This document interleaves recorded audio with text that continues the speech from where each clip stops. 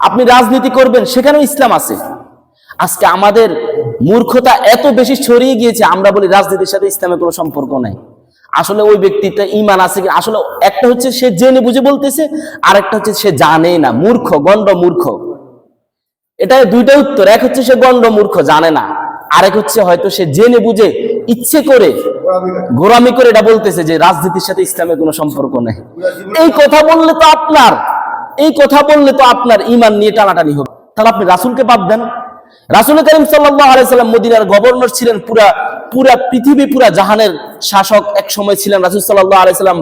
প্রতিটি গভর্নরের কাছে রাসূল সাল্লাল্লাহু আলাইহি সাল্লাম চিঠি পাঠিয়েছেন। এমনকি হযরত আবু বকর, হযরত ওমর, হযরত ওসমান, হযরত আলী, এভাবে আমাদের খেলাফতের বড় ইতিহাস আমরা যদি দেখি, তারা সবাই আমিরুল মুমিনিন ছিলেন, তারা সবাই রাষ্ট্র পরিচালনা করেছেন। হযরত ওমর রাদিয়াল্লাহু তাআলা আনহু তো সারা জগতের কি ছিলেন? রাষ্ট্রপ্রধান ছিলেন। তাহলে এগুলো কোথায় থেকে এসেছে? আমরা কি তাদের অনুসারী না? তাহলে আপনি যদি রাজনীতিও করেন, সেখানে যদি আপনি রাসূলের সুন্নাহ মানেন, রাসূলকে আইডল মানেন, তাহলে আপনার রাজনীতি করাটা সওয়াবে পরিণত হবে।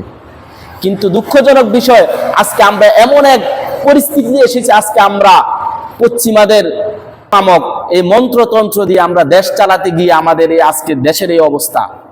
আব্রাহাম লিঙ্কন তাদের গণতন্ত্রের যে মূল কথা, এই কথা যদি আপনি বিশ্বাস করেন, তাহলে আপনার ঈমানে থাকবে না। তাদের গণতন্ত্রের মূল কথা হলো জনগণ সমস্ত ক্ষমতার মালিক। আপনারা কি এখানে এটা বিশ্বাস করেন? সমস্ত ক্ষমতার মালিক কে? আল্লাহ তাআলা।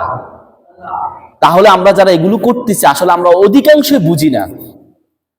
আপনি একজন মুসলমান হিসেবে আপনার প্রতিটি কাজ আপনার বুঝতে হবে। হাদিস শরীফের মধ্যে রয়েছে, তলাবুল ইলমি ফারিদাতুন আলা কুল্লি মুসলিমিন ওয়া মুসলিমাতিন।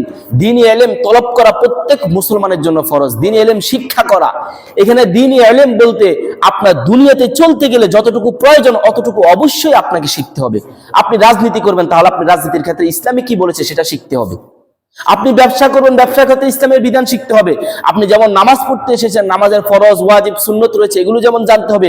আপনি যাকাত দিবেন, কখন আপনি যাকাত দেওয়ার মালিক হবেন, কখন কাদেরকে যাকাত দেওয়া যাবে, কাদেরকে যাকাত দেওয়া যাবে না, এটি যেমন আপনার জানতে হবে। আপনি যখন হজ করতে যাবেন, তখন আপনার যেমন হজের বিধিবিধান জানতে হবে। আপনি যেমন রোজা রাখতে যাবেন, তখন আপনার যেমন রোজার বিধিবিধান জানতে হবে। ঠিক আপনি যখন রাজনীতি করতে যাবেন, সেক্ষেত্রে আপনাকে ইসলামী বিধিবিধান জানতে হবে। ইসলামের রাজনীতি কি?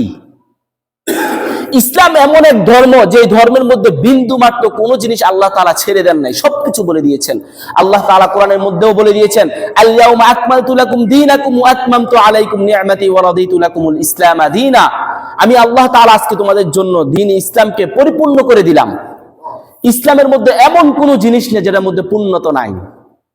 সাহাবায়ে কেরামের জামানার আসলে দেখেন ইসলাম কত সুন্দর। আপনি যেখানে যাবেন সেখানে আপনার বিধান রয়েছে। আর আল্লাহ তাআলা তো স্পষ্ট বলেছেন, ইন্নাদ দীনা ইনদাল্লাহিল ইসলাম। একমাত্র দ্বীন, একমাত্র ধর্ম, একমাত্র সঠিক ধর্ম হচ্ছে ইসলাম।